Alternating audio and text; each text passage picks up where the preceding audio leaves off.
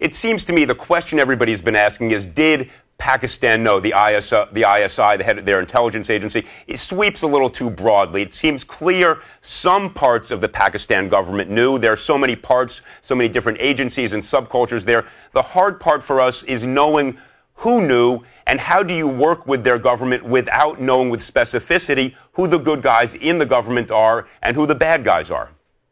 Well, Elliot, I think you're exactly right that you can't talk about whether Pakistan knew or not. There are many different parts of the government. Indeed, in our own government, many parts of our government didn't know what J. Edgar Hoover did for a long time. So it's a complex situation, and we have known for a long time that some parts of the Pakistani government may well have known where he was. In fact, Secretary Clinton said that last year.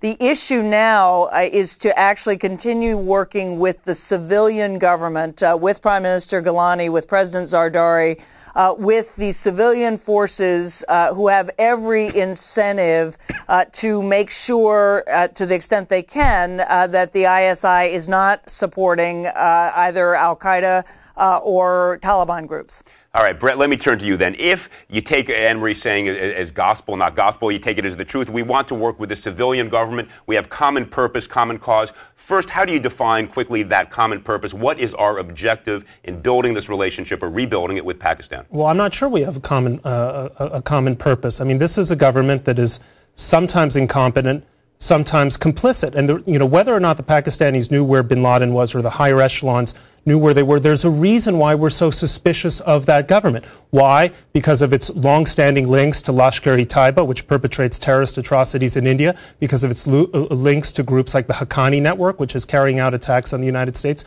So it becomes reasonable then to suspect that at least some elements of the ISI, some elements in the military must have wondered what this $1 million compound was doing next to the gates of their West Point. Brett, accepting that as a premise, I want to throw it back to you, Anne Marie. Persuade Brett that we do have common purpose. It's always struck me that the purpose was, A, control of the nukes, B, making sure that we didn't let al-Qaeda and the Taliban get a bigger foothold in Pakistan, and C, keeping us in our orbit, not China's. Anne Marie, are those the objectives? And if they are, how do we bring them closer to us?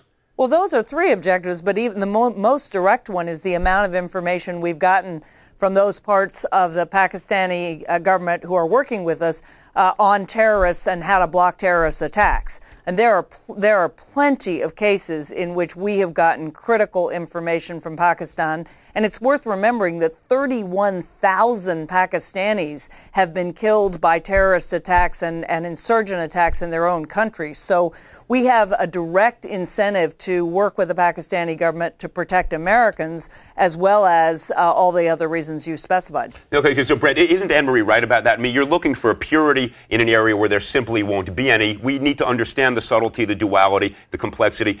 Don't we need to accept that? Anne Marie is absolutely right, and we need to make it common to this Pakistani government, which is a particularly weak government, that their interests are better served working with us towards those common purposes, some of which you mentioned, than working at cross purposes with us. Now, one of the ways they have done some things. They're very helpful when we're going after the Pakistani Taliban. They're less helpful when they're going after we're trying to go after the Afghan Taliban. Same thing with al-Qaeda. So how do you communicate a message to them that it is not particularly helpful for them to react this way when we get the most wanted terrorist, the perpetrator of September 11th? That political message has to be communicated both publicly by the president, but also by various government institutions. We can provide them with F-16s, we can strengthen their military, we can provide strategic economic cooperation, or we can penalize them if they continue to obstruct basic, vital American interests.